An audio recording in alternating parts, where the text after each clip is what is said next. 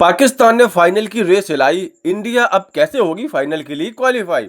जी हां, सुपर 4 के अपने करो और मरो के मुकाबले में पाकिस्तान ने आश्चर्यजनक रूप से श्रीलंका को हरा दिया और इस जीत के साथ ही पाकिस्तान अभी भी इस टूर्नामेंट में जिंदा है। माना जा रहा था कि श्रीलंका पाकिस्तान को पीट देगी और पाकिस्तान को एशिया कप टूर्नामेंट से बाहर कर देगी और अपनी उम्मीदें फाइनल की जिंदा रखेगी। लेकिन अपने लीग मुकाबले के तीनों मुकाबले जीतने वाली श्रीलंका की टीम सुपर 4 में जीत के लिए तरस रही है। पहले बांग्लादेश ने श्रीलंका को पीटा और अब पाकिस्तान ने उसे पीट दिया है।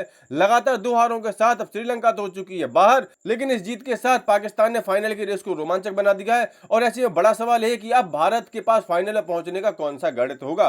तो आज के इस वीडियो में हम बात करने वाले हैं कि पाकिस्तान ने किस तरह से रेस को रोमांचक बना दिया है और भारत फाइनल के लिए किस तरह से क्वालिफाई कर पाएगा। आपको बता दें कि सुपर 4 के करो और मरो के मुकाबले में पाकिस्तान ने ग्रुप बी की टॉप टीम, जो कि एक भी मुकाबला नहीं हारी थी, उस श्रीलंका को अपने सुपर 4 के मुकाबले में बुरी तरह से पीट दिया है।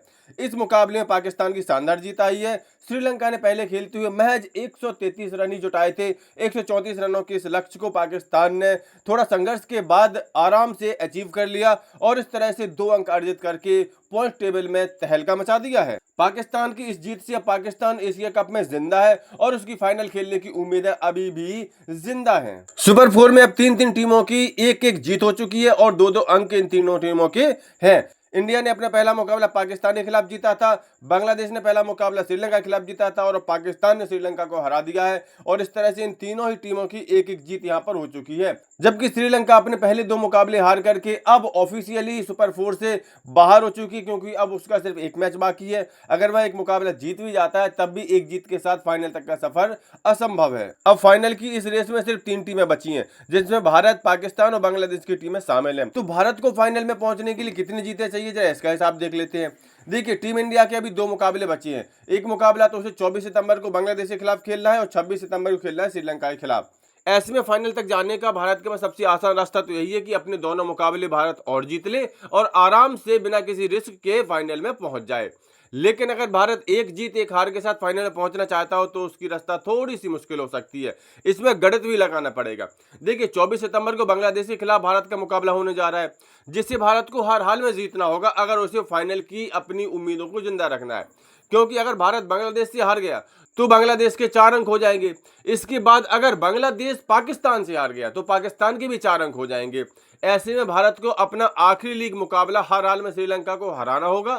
साथ ही साथ नेट रन रेट के आधार पर फाइनल की टीम का फैसला होगा, तो वहां पर काफी रिस्क हो सकता है।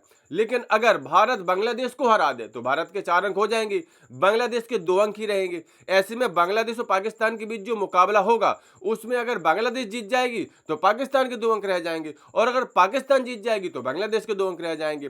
इस हिसाब से भारत का जो आखिरी लीग मुकाबला होगा श्रीलंका का, उसमें अगर भारत श्रीलंका से हार भी जाता है तो श्रीलंका के सिर्फ 2 ही अंक हो पाएंगे, भारत के 4 अंक रह जाएंगे।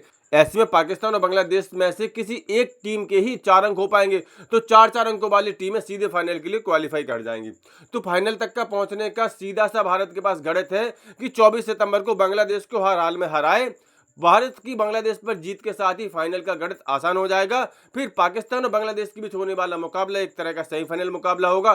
जो भी टीम वह मुकाबला जीतेगी फाइनल में पहुंच जाएगी। तो पाकिस्तान की इस जीत और भारत के फाइनल तक के इस गणित पर आपकी क्या प्रतिक्रिया है, अपनी राय कमेंट करके जरूर दें। स्पोर्ट्स के ऐसे सभी अपडेट्स के लिए सफलतानामा चैनल सब्सक्राइब जरूर कर लें।